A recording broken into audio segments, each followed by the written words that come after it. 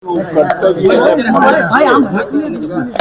તેમને મતદાન કરવું જ જોઈએ।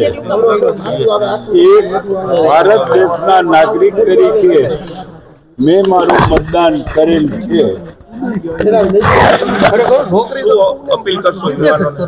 હું યુવાનોને સમસ્ત મતદારોને હું અપીલ કરું છું કે જે પાર્ટી રાષ્ટ્રને મજબૂત કરે, ભારતીય સંસ્કૃતિનું સંરક્ષણ કરે એવી પાર્ટીના લોકોને મત આપવો જોઈએ।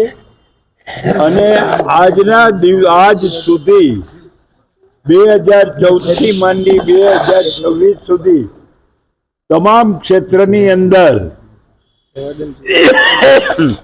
ચાહે ગ્રામ પંચાયત હોય, તાલુકા પંચાયત હોય, જિલ્લા પંચાયત હોય, મ્યુનિસિપાલિટી હોય, કોર્પોરેશન હોય, વિધાનસભા હોય કે લોકસભા હોય, તમામ જગ્યાએ આજના દેશના નાગરિકોએ ભારતીય સંસ્કૃતિની રખેવાળી કરે અને રાષ્ટ્રનું નામ રોશન કરે એવી પાર્ટીને મત આપ્યા છે અને આજે પણ આપશે। અને આપ પૂછો એ પહેલા કહી દઉં કે રાજકોટની 72 સીટ છે। ગયા વખતે 72 માંથી 68 સીટ મળી હતી। આ વખતે વિપક્ષને પૂરેપૂરો આરામ મળવાનો છે અને 72 સીટ ભાજપ લાવવાનું છે।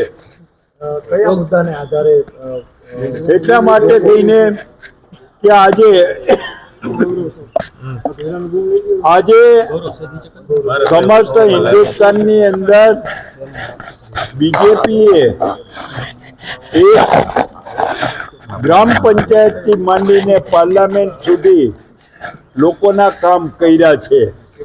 આજે લોકોની આવશ્યકતા તો પૂર્ણ કરેલ છે, હવે આવશ્યકતાને બદલે રાષ્ટ્રને મજબૂત કરે એવી ભાવનાથી સભર લોકો થાય એના માટે થઈને પાર્ટી પ્રયત્ન કરે છે। બાપા, તમે 72 બેઠક કીધું પણ ભાજપમાં તો અંદર જૂથવાદ ચાલે છે, શું કહેશો? કોઈ વિખવાદ થતું નથી। કઢીમાં ઉફાયણા આવતા જ હોય છે પણ કઢી કોઈ દી તપેલાની બહાર નીકળતી નથી। યુવાન